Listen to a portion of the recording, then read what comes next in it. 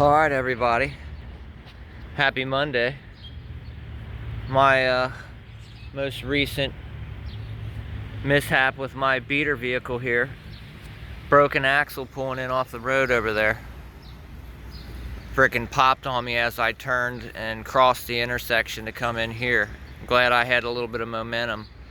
Was able to roll through the intersection without getting T-boned. But that happened about I don't know, 3 o'clock. Our local junkyard closes at 4:30. So I ran down there real quick with my parts hauler. Well, my tool hauler and parts hauler. Ran down there real quick and jerked an axle out of one of their yard cars in about 30 minutes. I was the last guy to check out. That's how it goes. Little determination, though, you can get it done. I mean, I could have. My deal was if I went down there and was not able to accomplish my mission, I would just go to the local parts store and buy a new one. But $30 to get you an axle down at the junkyard. And you know, this car might blow up tomorrow, so no reason to put a $130 axle in it. But I'm pretty much all done. You can see the grease from the one exploding. I'm finishing up. All I gotta do is tighten up the brakes. So the one down at the yard, I just took loose the strut bolts, and that was it. And I just peeled the hub back. Well, you know, I took the brakes off, peeled the hub back out of the way, and put a screwdriver in it and knocked the axle out of it. It was hard to get it out. It didn't just come out. You know, I wanted to take apart the least amount of things as I could. You know, I was running out of time. I was the last one to check out, so I was cutting it close. But you know, I figured I'd record it. I've got like 0 space on my phone, and it's all filled up with footage from me putting the head on this car, which I finished 2 days ago. So watch that video if you guys want to see me work on this. I need to edit the videos. I don't know if this one will be up first or if those will be up after I put this one up.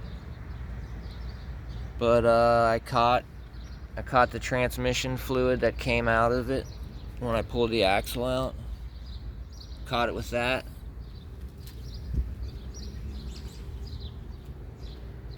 You know, I made sure that pan was nice and clean, and then I just recirculated that stuff right back into the fill tube.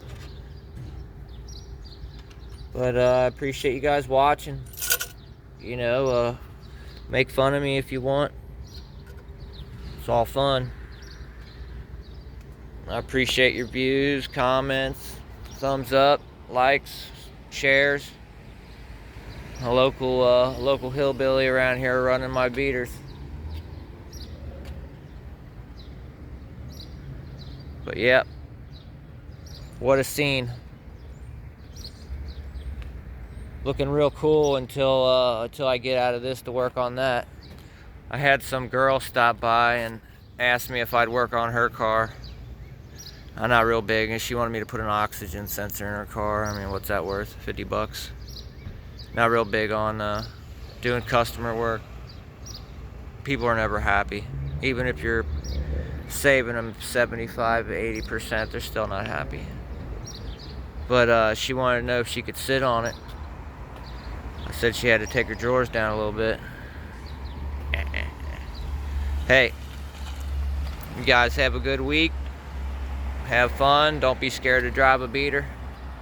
Stuff like this happens. $30 and what, took 2 hours, 3 hours out of my life. maybe more than that. I'm sure it took probably 5 hours if you add up all my transportation from when it popped to when I get the cars home. It'll probably be a 5-hour deal. But yeah, it looks like whoever had this car before me taped up the boot on it. There's the cage. Cage popped.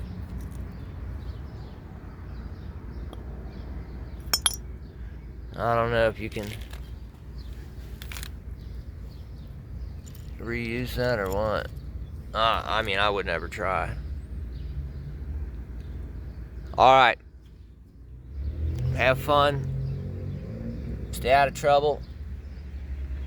Don't be scared to work on your stuff. What's the worst that can happen? You know, break. See you guys.